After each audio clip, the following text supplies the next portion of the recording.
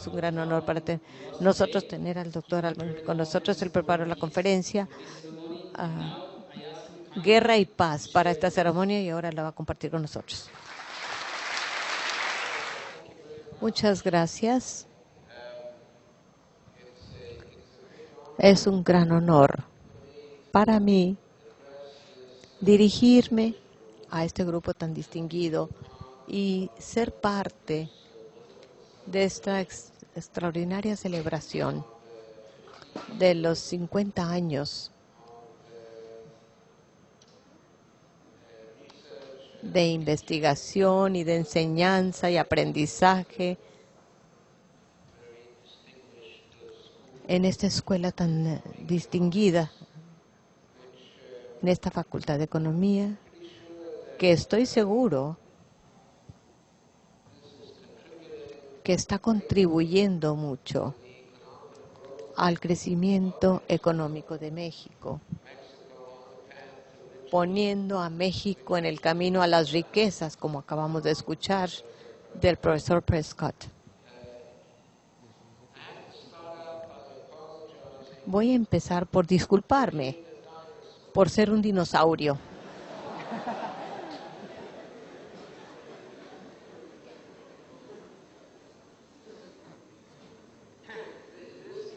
Esta tecnología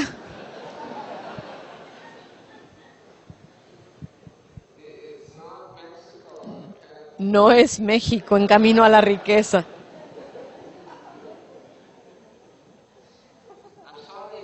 Lo siento, pero yo no pude preparar una presentación de PowerPoint. No lo sé manejar y aún con dificultad puedo sacar esta máquina de mi bolsa y prender el micrófono. Yo no le entiendo. Además, yo tengo que discutir con el profesor Prescott acerca de esas estaciones de gasolina con tarjeta de crédito. Las odio porque yo no sé cómo meter la tarjeta de crédito en la bomba de gasolina. No funcionan, para mí no funcionan. Me dicen, Almond, esto no es para ti.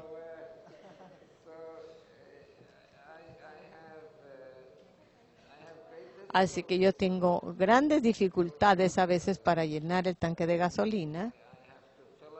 Tengo que llenarlo cuando encuentro una gasolinera con una persona que llena el tanque. Aunque tenga medio tanque, lo lleno. Así que quiero disculparme por eso. Pero bueno, yo pedí 2 de estos, pero no encontraron 2. Solamente queda uno de estos en todo el estado de Nuevo León.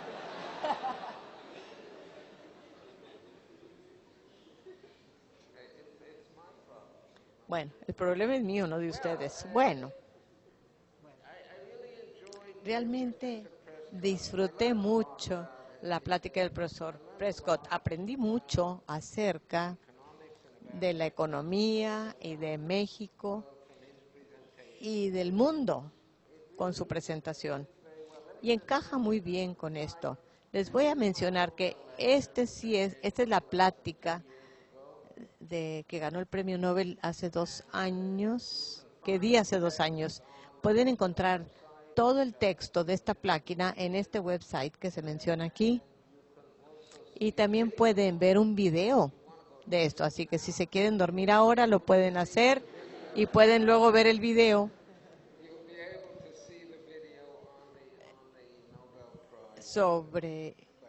en el website del premio Nobel. Volviendo a la presentación del profesor Prescott,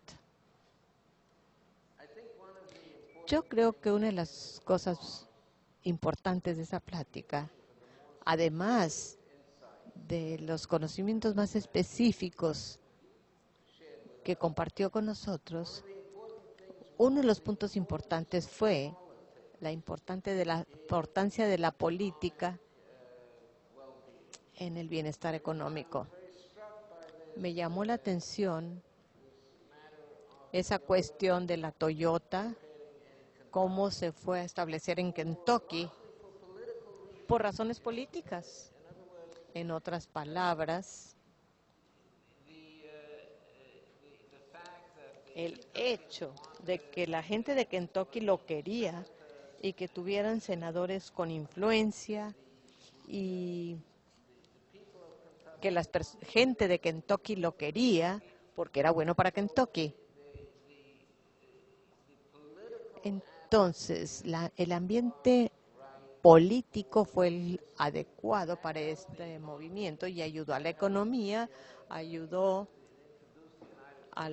introdujo a Estados Unidos la producción de justo a tiempo que luego se copió en Europa.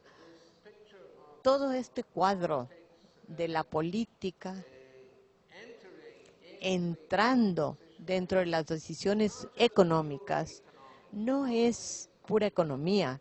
La política es una parte importante.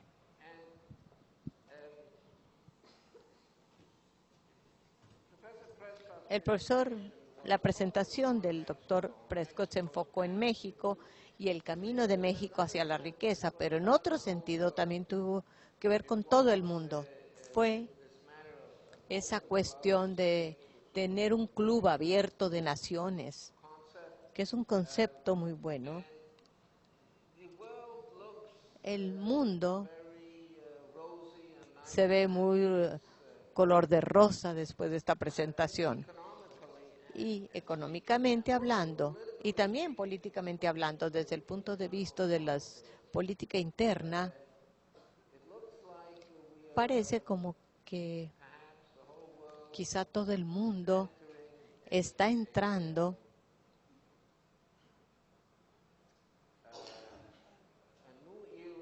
en una nueva era de prosperidad.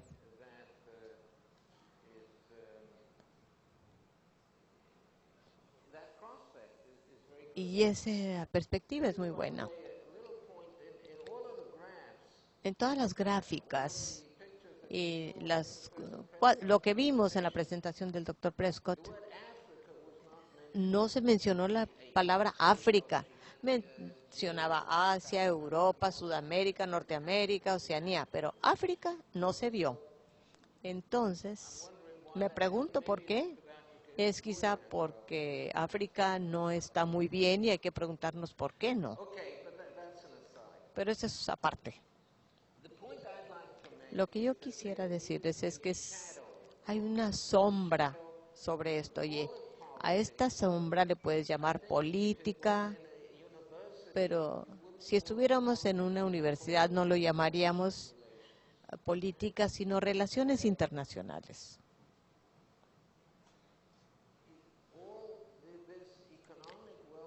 Todo este bienestar económico se predica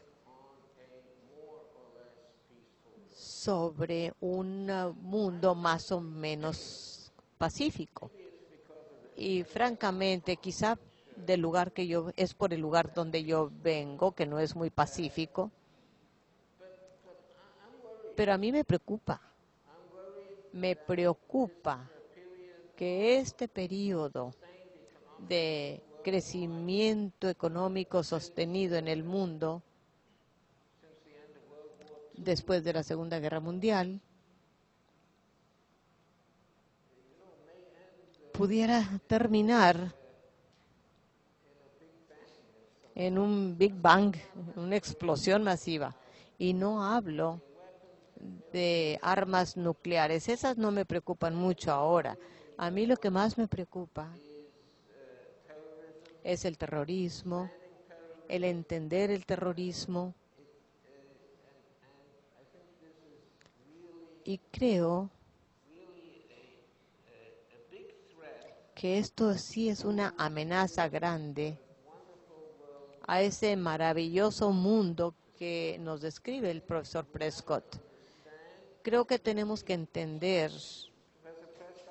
El profesor Prescott empezó su presentación con una gráfica sobre lo que sucedió a partir del año 2000 antes de Cristo y continuando hasta el siglo XVIII, XIX y luego cómo se dispara hacia arriba. Si vemos no el mundo económico, sino el mundo político, nada ha sido más constante en la historia que la guerra. La guerra ha estado con nosotros desde el inicio de la civilización. Y en esa misma forma en que la guerra o que la economía era constante hasta mediados del siglo XIX, hasta hace 100 o 150 años, también así la guerra era en cierto sentido siempre con nosotros. Y en la forma en que se disparó la economía el siglo pasado, también la guerra se disparó el siglo pasado desde el punto de vista del daño. Aún las guerras más terribles de la historia fueron durante nuestras vidas. Las guerras más terribles fueron en mis tiempos. El número de personas que murieron fue inimaginable. Creo que en la Segunda Guerra Mundial perecieron 40 millones de personas. De veras que se ha disparado también.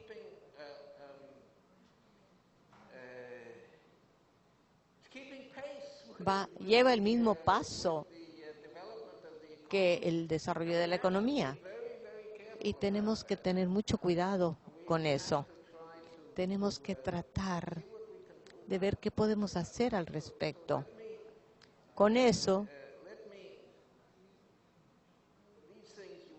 bueno, estas cosas no las van a ver en el site del Nobel, porque ahí no hablé sobre la presentación del doctor Prescott.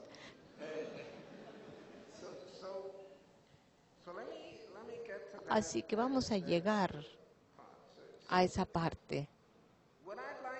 Lo que yo quisiera sugerirles es que ha habido muchos esfuerzos para lograr la paz, para hacer la paz, para tratar. No les estoy diciendo nada nuevo. Las Naciones Unidas y muchas otras organizaciones están dedicadas a promover la paz en el mundo para poder enfrentar esos problemas de que hablamos. Pero casi todo este esfuerzo lo ponen en la solución de conflictos específicos, por ejemplo, entre India y Pakistán, entre Irlanda del Norte y Irlanda del Sur, la guerra de los Balcanes, los israelitas y los árabes.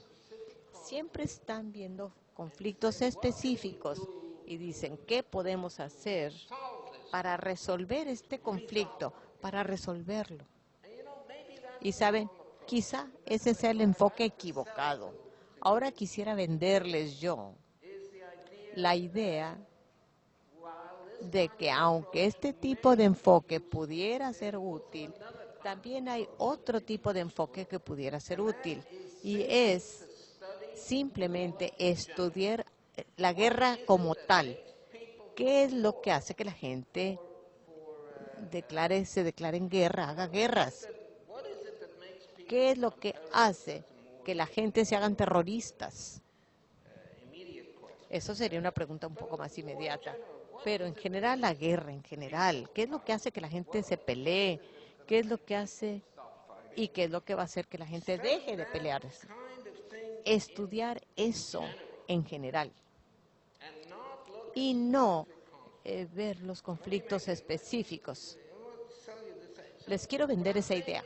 Lo que quiero decirles es que en lugar de tener un instituto de la paz, como tantas instituciones para la paz que hay en el mundo, vamos a tener un instituto para la guerra.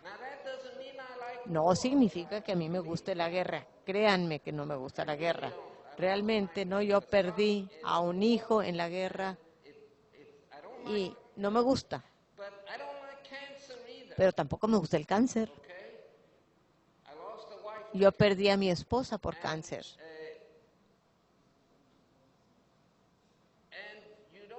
Y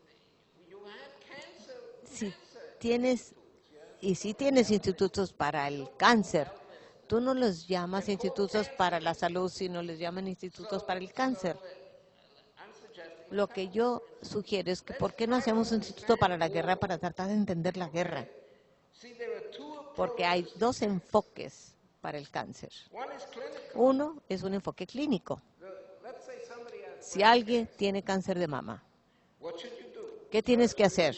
Cirugía, radiación, quimioterapia, y ves al paciente que tienes ahí, ves la tecnología disponible, qué es lo que funciona mejor, y en este caso, ¿qué debemos hacer? Esa es una buena forma para manejar el cáncer. Cuando tienes ya a un paciente enfrente de ti. Pero también hay otro enfoque.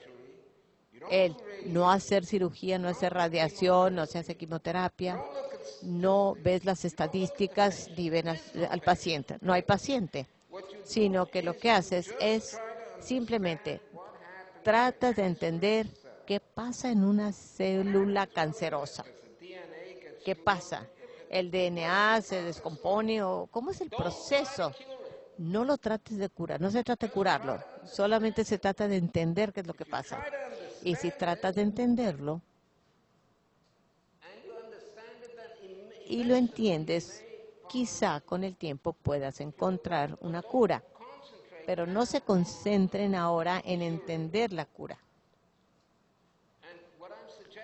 Y lo que yo sugiero con esto es que en el caso de la guerra, en este instituto para la guerra que sugiero que se haga, no se trata de resolver conflictos, se trata de entender qué es lo que hace que la gente esté peleando todo el tiempo y haga cosas terribles. La guerra ha estado con nosotros desde el inicio de la civilización. Nada ha sido más constante en toda la historia que la guerra. Es un fenómeno y no una serie de eventos aislados.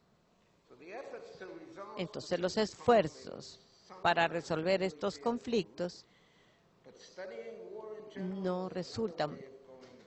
Pero el estudiar la guerra en general puede ser otra forma de verlo. Estudiar la guerra desde todos los puntos de vista. No solamente con la teoría del juego, sino que psicológicamente, sociológicamente, históricamente. Estudiar la guerra, ver qué es lo que hace que suceda la guerra.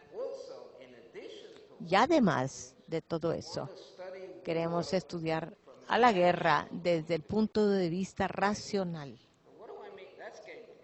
Esa es la teoría del juego. ¿Y qué quiero decir por racional? La conducta de una persona es racional si hasta donde sabe esa persona le ayuda a conseguir sus metas. Entonces, ¿cómo puede ser que la guerra promueva tus metas? La guerra puede ser racional de acuerdo a esa definición. Desafortunadamente la respuesta es que sí. Y una de las mayores, de las más famosas pláticas de todo el tiempo, Abraham Lincoln dijo, ambas partes, el norte y el sur en la guerra civil, odiaban la guerra. Pero uno prefería entrar a la guerra para que existiera el país y el otro estaba dispuesto a aceptar la guerra y no dejar que muriera el país. Ambos lados, de acuerdo a Lincoln, estaban actuando racionalmente.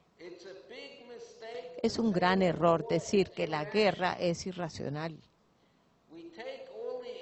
Nosotros tomamos todos los males del mundo, las guerras, las huelgas, la discriminación racial, y los hacemos a un lado diciendo, ¡ay, son irracionales! La gente dice de las huelgas, ¡ay! Después de 2 o 3 meses, al fin llegaron a un acuerdo Después de tanta huelga, con toda la pérdida de producción, todo el dolor causado a tantas gentes, si llegaron a un acuerdo 3 meses después, ¿por qué no llegaron a un acuerdo luego? Bueno, no pudieron llegar a un acuerdo. Bueno, esa es otra plática para otro día. Es racional entrar a huelga, es racional llegar a un acuerdo. La discriminación racial también es racional. Todos los males del mundo, si los tomas y dices, oh no, esto es una locura. No, no es una locura. Es el resultado el que es indeseable. La guerra tampoco es irracional. Si estas cosas son racionales, entonces una vez que aceptamos que son racionales, podemos entonces empezar a analizar el problema. Pero si simplemente las hacemos a un lado como irracionales, entonces no podemos empezar a resolver el problema. Hace muchos años, yo estuve presente en una reunión de estudiantes de la Universidad de Yale. Y Jim Tolton no era un estudiante, era un profesor de ahí.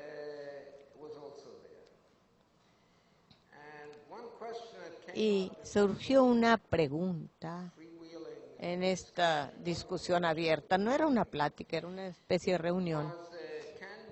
Y dijeron, ¿podemos resumir la economía en una sola palabra? Y Tolton dijo, sí. ¿Saben cuál es la palabra? ¿Alguna sugerencia de resumir la economía en una sola palabra? ¿Alguien? ¿Una sugerencia?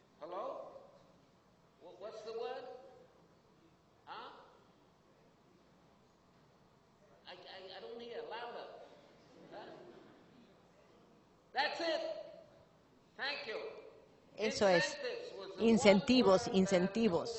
Esa fue la palabra que dijo él que resumía la economía, incentivos. Esa es la palabra.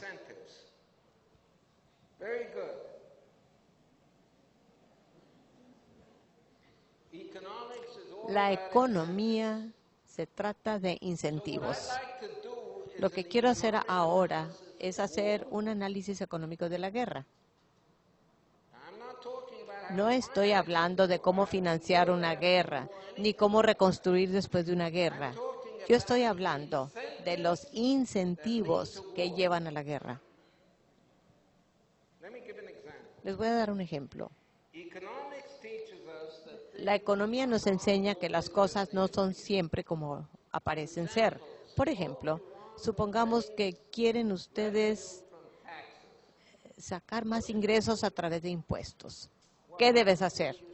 Obviamente, subir la tasa de impuestos. Si quieres más ingresos, bueno, pues sube la tasa de impuestos. Pues no. Todos sabemos que no es así. Si tú elevas las tasas de impuestos, entonces vas a bajar los ingresos. Pudieran bajar los ingresos. El profesor Prescott mencionaba, yo no sé qué hubiera hecho si él no hubiera hablado antes que yo. El profesor Prescott estaba mencionando hoy en la mañana que de veras es un privilegio estar con él. Él mencionaba hoy en la mañana que Italia tiene una economía informal, como la llaman eufemísticamente, muy alta. Lo que nosotros llamamos una economía negra, donde no se pagan impuestos, no reportas nada, etcétera. La razón es que ellos tienen una tasa de impuestos del 60%. Un impuesto del 60%, pues nadie va a declarar nada.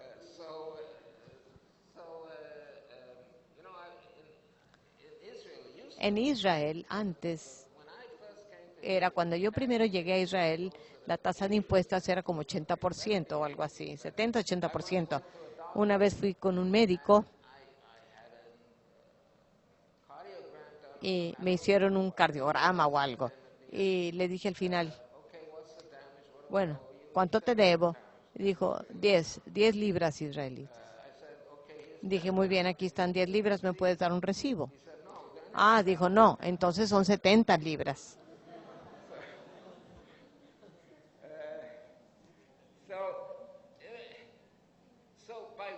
Entonces, al elevar la tasa de impuestos, no obtienes más ingresos, sino menos, porque una gran parte de la población no va a pagar.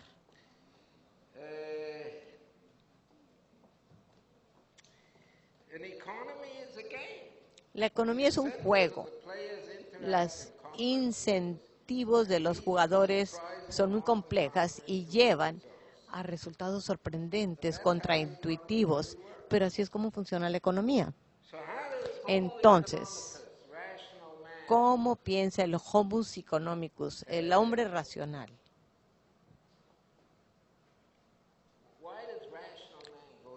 ¿Por qué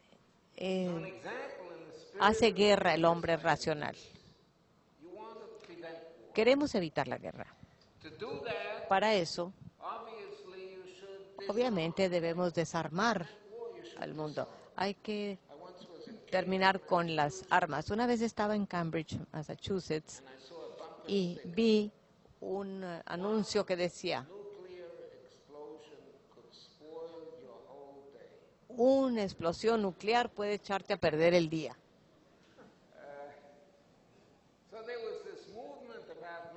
O sea que hay un movimiento sobre el desarmamento nuclear. Tenemos que desarmar para evitar la guerra. ¿Sí? No. Quizá hay que hacer lo opuesto. En la Guerra Fría, entre Estados Unidos y la Unión Soviética, lo que evitó la guerra real es que había bombarderos con armas nucleares en el aire 24 horas al día, 365 días al año, incluyendo Navidad, durante 40 años. 40 años estaban en el aire todo el tiempo. Bueno, no era el mismo bombardero que estaba en el aire, pero siempre había uno. Siempre estaban en el aire.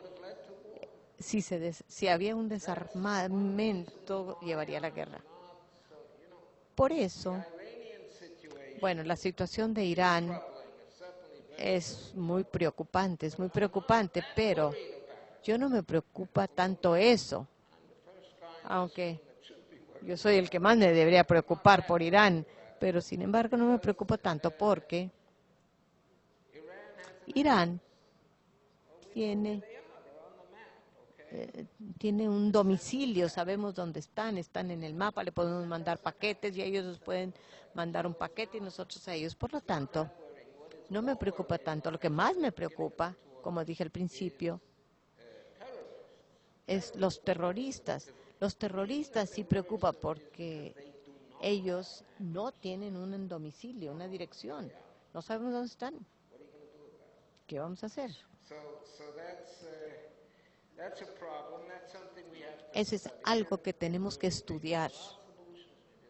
Quizá hay soluciones, quizá no hay, pero hay que estudiar qué es lo que hace que haya terroristas.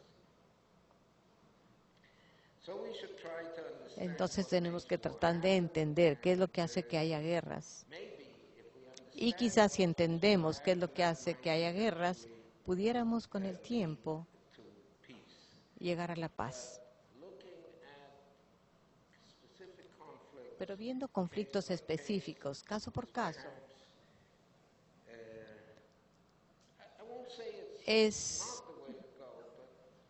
bueno, no es la forma para hacerlo, sino que instituyendo instituciones para la guerra. Ahora vamos a hablar de mis contribuciones básicas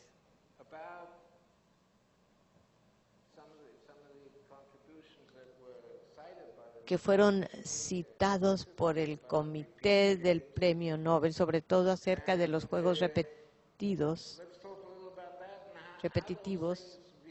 y qué tienen que ver estos con la guerra, cómo el estudio abstracto de juegos repetidos puede darnos unas ideas sobre la guerra y la paz.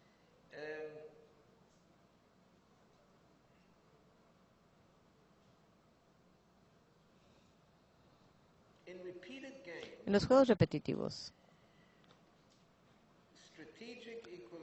el equilibrio estratégico expresa fenómenos como el altruismo, la cooperación, la lealtad, la amenaza. Entonces, tenemos fenómenos que ocurren en los juegos repetitivos que pueden ayudarnos a entender todo tipo de cosas que observamos en el mundo real. Voy a tratar de describir esto un poco mejor. En los juegos repetitivos, el equilibrio estratégico expresa todos estos fenómenos. ¿Y qué quiero decir por equilibrio estratégico? Primero, voy a explicar lo que quiero decir por un juego, luego por un juego repetitivo, y luego hablaré un poco acerca del equilibrio estratégico. Un juego es una situación interactiva.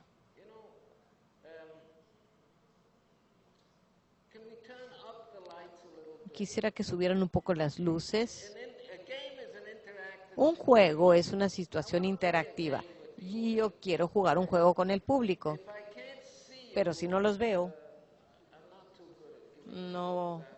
yo no puedo dar una plática si no veo al público. ¿Podrían subir, por favor, las luces?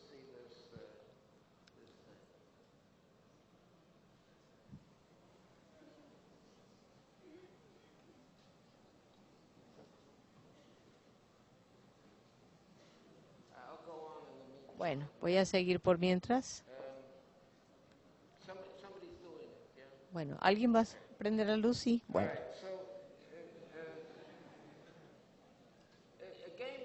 Un juego es una situación interactiva y creo que todos ustedes saben que un juego puede ser algo muy serio, una situación muy seria en donde varias partes participan, interactúan entre sí y que están luchando hacia algo.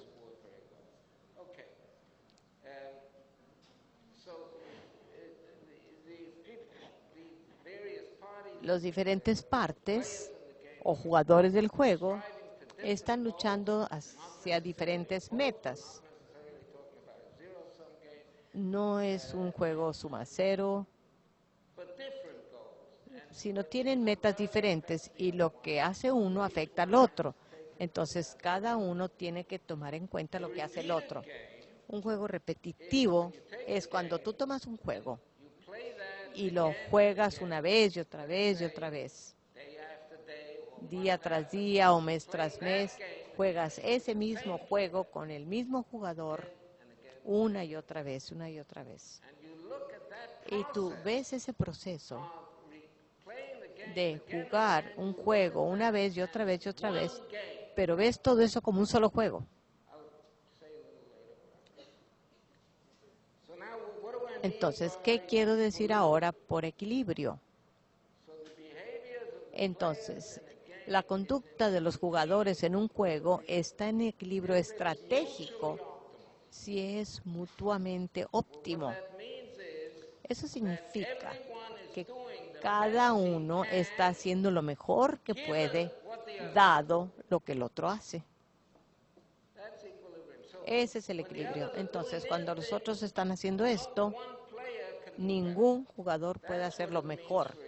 Eso significa que un juego está en equilibrio estratégico.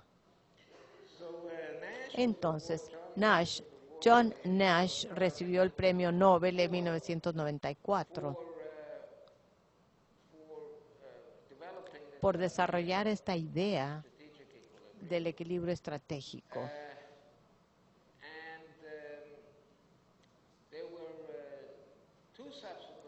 Y hubo 2 premios subsecuentes sobre la teoría del juego, 2 premios Nobel sobre la teoría del juego, uno en 1996, bueno, 1 y medio, porque en 1996 Jim Mirrlees y Bill Vickrey recibieron el premio Nobel, no sobre la teoría del juego de uno de ellos, pero el otro sí. Le dieron la mitad del premio, otro medio precio por la aplicación de la idea de Nash, de la idea del equilibrio.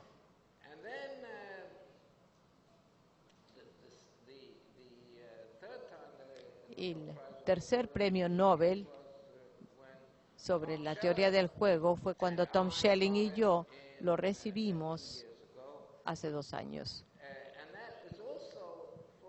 Y fue también por las aplicaciones de los conceptos de Nash del equilibrio estratégico.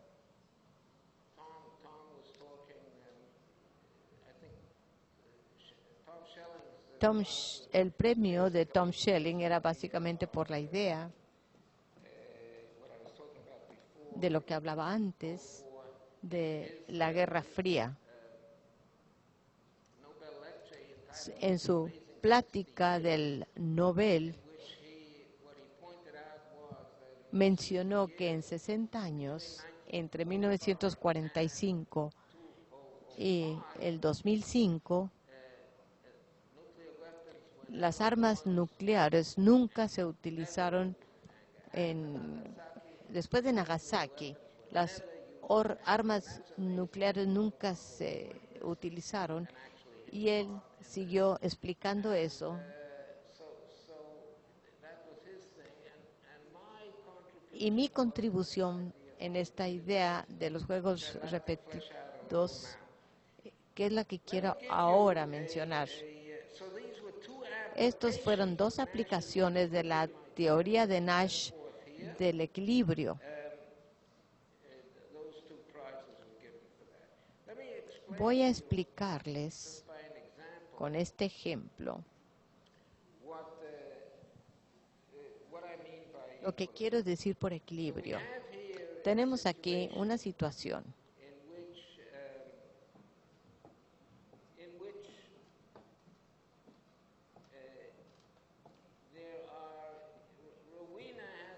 en donde hay 2 jugadores. Una se llama Rowena y el otro es Column porque es en las columnas. Aquí lo rojo es lo de Rowena y lo de azul es lo de Column. Column escoge una columna y Rowena un renglón. Y esos determinan cada cuadro y la ganancia está en el cuadro. Rowena puede dividir la paga en forma igual, en cuyo caso cada uno recibe 10, o ella puede decidir ser muy envidiosa y ella tener 100 y Colin 1, porque el producto es lo mismo. Es como eso del logarítmico, ¿no? El resultado o producto es el mismo, porque 10 por 10 son 100 y 100 por 1 son 100. Ella tiene que decir cómo lo va a dividir y Colin no tiene opción. Él o acepta lo que ella le quiera dar o dice, bueno, si vas a ser tan mala conmigo, entonces que nadie gane nada y los dos nos quedamos sin nada. Así es como se define este juego.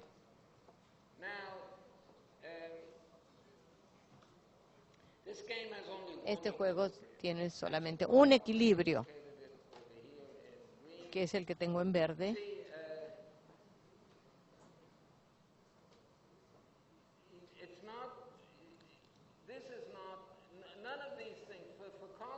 Para que Colin diga que nadie gane nada, no vale la pena para él, porque si dice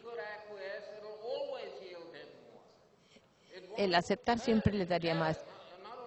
Nunca le dañaría, sino que le ayudaría por lo menos uno, recibiría por lo menos uno. Si él acepta, va a ganar más que si castiga a la otra.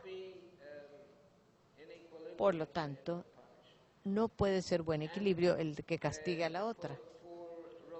Para Rowena no es un equilibrio para ella dividirlo mitad y mitad, porque ella gana más con el equilibrio, quedándose con todo, porque el único equilibrio en este caso sería, el único equilibrio sería dividir en esta forma.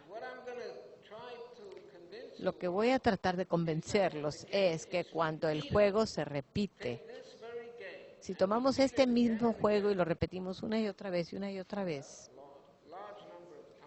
muchas veces,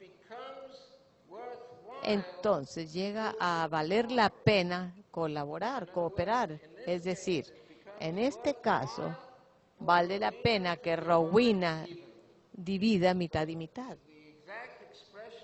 La expresión es que el equilibrio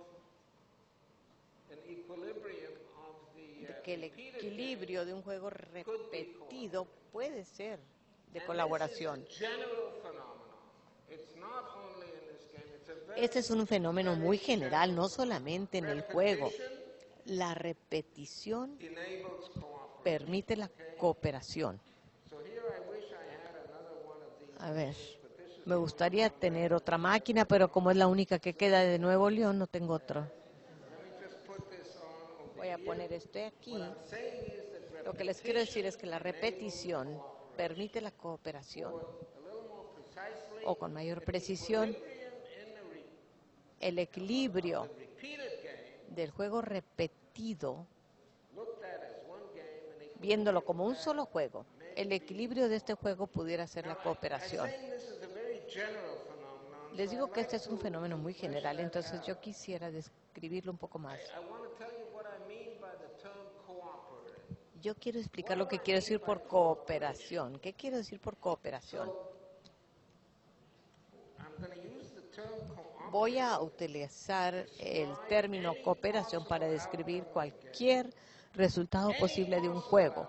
Cualquier resultado posible, no necesariamente uno de equilibrio, siempre y cuando que ninguno de los jugadores pueda garantizar algo mejor para sí mismo. Un resultado de cooperación no tiene que ser en equilibrio, pudiera ser fuera de equilibrio. Y el resultado de cooperación puede ser el resultado de un acuerdo.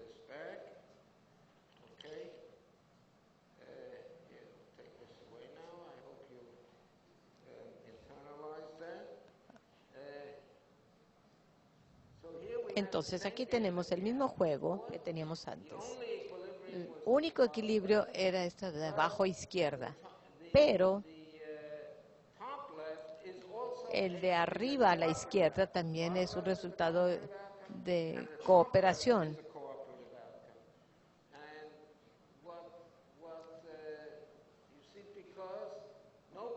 Porque ningún jugador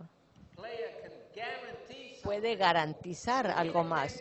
Rowena no puede garantizar más de 10 tampoco porque Colin pudiera castigar. Entonces, ella no puede garantizar más de 10. Es un posible resultado. Ningún jugador puede garantizar más. Y eso es lo que se llama un resultado de cooperación. La idea detrás de esto es que es el resultado de un acuerdo posible. ¿Por qué un resultado de cooperación es interesante aunque no está en equilibrio? ¿Por qué lo consideramos interesante? Y la razón es que se puede lograr por contrato, por acuerdo. Se hace un contrato. ¿Y cuándo se hace interesante un contrato? Cuando hay alguien que pueda hacer que se cumpla el contrato. Si tú escribes un contrato, no un tratado, porque nadie puede obligar a cumplir un tratado, sino un contrato dentro de un país, de una nación, un contrato entre dos ciudadanos de un país en donde hay un sistema de juzgados y si alguien viola el contrato se van al juzgado. En ese contexto en donde los contratos se pueden hacer cumplir, son interesantes los contratos o acuerdos.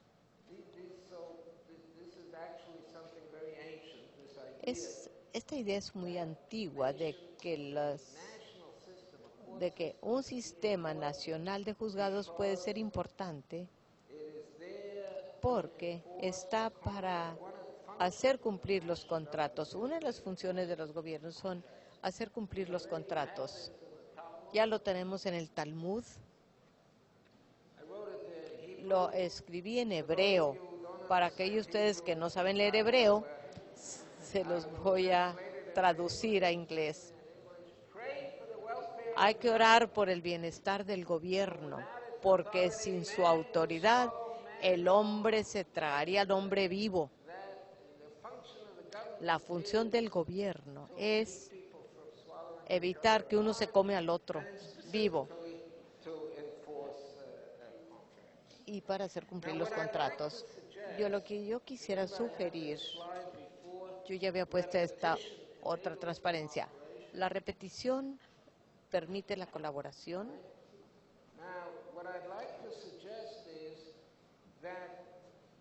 Yo sugiero que la repetición de un juego, el repetir un juego, es un poco como tener un gobierno, porque da un mecanismo para hacer que se cumplan las cosas.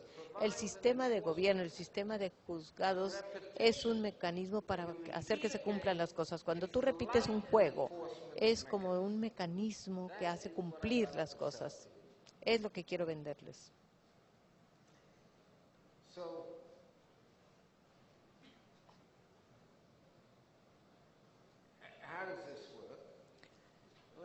¿Cómo funciona esto? Intuitivamente se entiende muy bien de que la gente es más cooperadora en una relación a largo plazo, porque saben que hay un mañana y que una conducta inapropiada será castigada en el futuro. Un hombre de negocios que roba a sus clientes puede ganar mucho dinero a corto plazo, pero no va a durar mucho su negocio. Vamos a ver cómo funciona esto en el juego. Aquí tenemos este juego y no lo vamos a jugar una sola vez, sino lo vamos a jugar una y otra vez.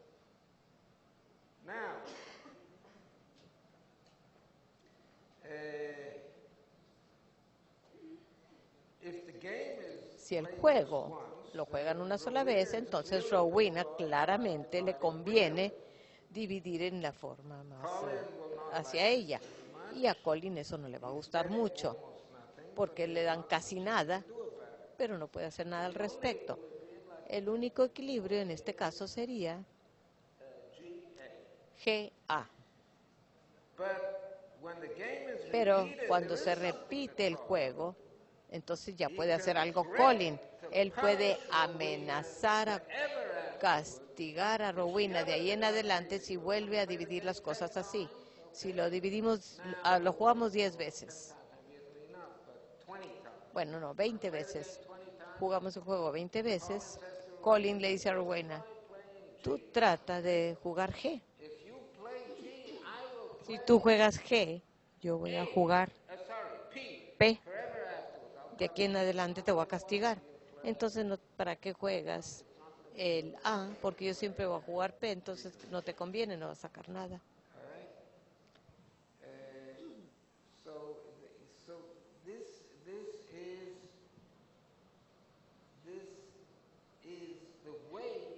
Esa es la forma en que en este caso podemos soportar los beneficios de la cooperación. En el caso de un solo juego no está en equilibrio y lo podemos soportar con un equilibrio en el juego repetido. Lo que mantiene el equilibrio es la amenaza del castigo, donde se destruyen mutuamente, como en el caso de la Guerra Fría. Eso es lo que mantiene el equilibrio. No es de que se castigue realmente, sino la amenaza del castigo es lo que está manteniendo ese resultado de colaboración 10-10 en equilibrio. La forma en que presento esto es que no hay descuento. Aquí no hay tasa de interés ni descuento. $10 hoy es igual como $10 mañana o en 20 años.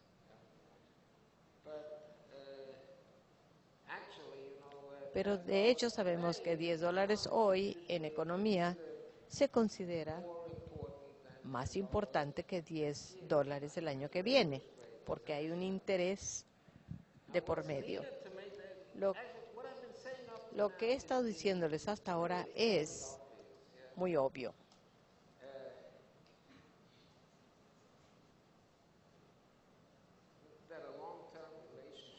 Que una relación a largo plazo lleva a la colaboración, cooperación.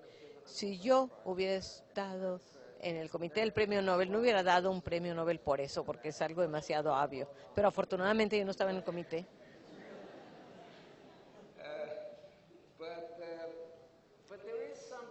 Pero sí hay algo sutil aquí. Si lo vemos más de cerca, vamos a examinar esta situación considerando una tasa de descuento, diciendo que $1 de hoy no es igual que $1 mañana. $1 mañana vale menos que el de hoy. Y si lo vemos en esa forma, entonces no puede ser muy alta esa tasa de descuento para que funcione ese argumento de que la repetición lleva a la cooperación y que hace que la cooperación sea posible en equilibrio. Para poder hacer que esto funcione, la tasa de descuento no puede ser muy alta. En este ejemplo, si es arriba del 10%,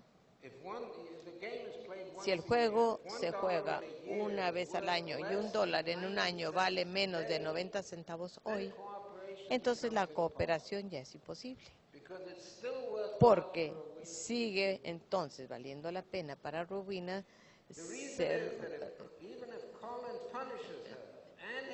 así, porque aunque Collins la castigue a ella y a él por siempre, si se evalúa eso hoy, entonces todo el castigo eterno con una serie de ceros larga vale menos que $90, y eso es todo lo que gana Rowena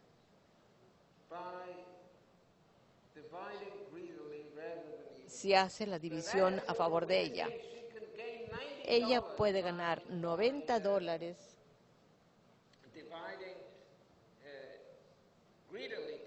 si divide a su favor hoy, y no hay nada que pueda hacer Collins si la tasa de descuento es más del 10%.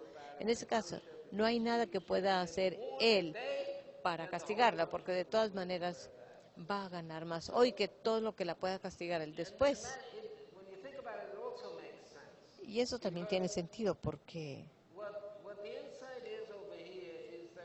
la idea es que la repetición, que a largo plazo, viendo el futuro, esto es lo que produce la cooperación. Si tenemos un índice o tasa de descuento muy alta, el jugar un juego repetitivo es igual que jugar una sola vez.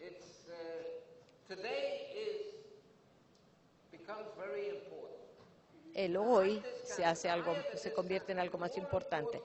Entre más alta sea la tasa de descuento, más importante es el hoy. Entre más alto evalúes el hoy, y si evalúas el hoy muy alto, entonces estás destruyendo el incentivo. ¿Se acuerdan la palabra incentivo? Destruyen el incentivo para la colaboración. Y no es solamente lo monetario. Yo hablo del descuento subjetivo. Para que la repetición cause la colaboración, los jugadores no deben estar demasiado ansiosos de resultados inmediatos. Aunque parezca una contradicción, así es. Deben no estar demasiado ansiosos para un resultado. El ahora no debe ser tan importante. Si quieren la paz ahora, quizá nunca van a tener la paz.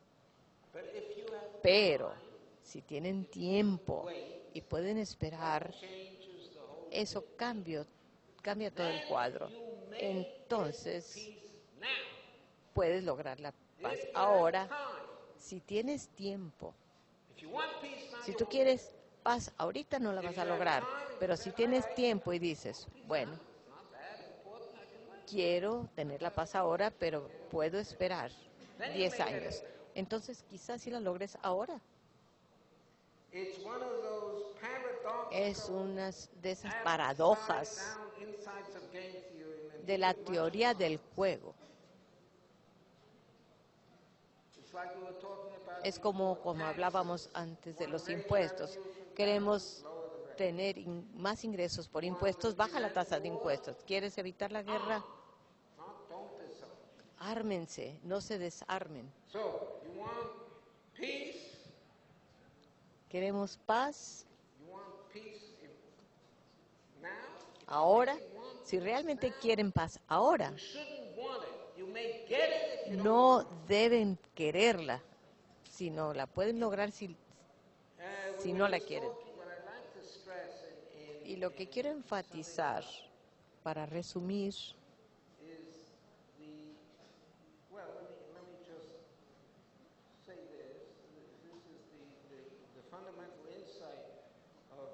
esta es la idea fundamental de la teoría de los juegos repetitivos que se llama el teorema de Folk.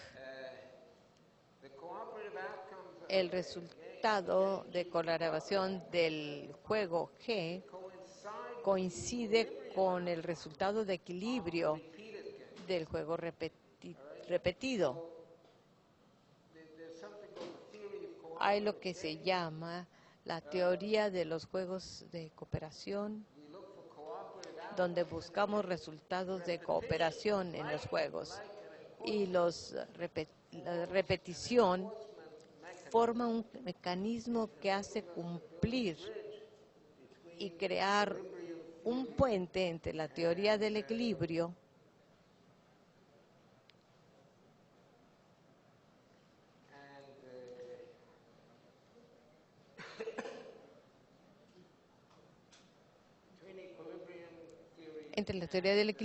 y la teoría de cooperación.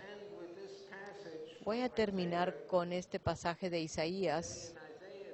En Isaías dice, llegará a pasar que muchas personas dirán, vamos a ir a la montaña del Señor y Él nos enseñará sus caminos y caminaremos en su camino. Él juzgará entre las naciones y ellas convertirán sus armas hasta que las naciones no levanten espada contra ellos mismos, ni tendrán que tener ya más la guerra. Eso dice Isaías. Lo que dice Isaías es que las naciones pueden convertir sus espadas en instrumentos de labranza cuando hay un gobierno central. Hay un Dios reconocido por todos, un Dios que nos enseñe su camino, que juzgue a las naciones.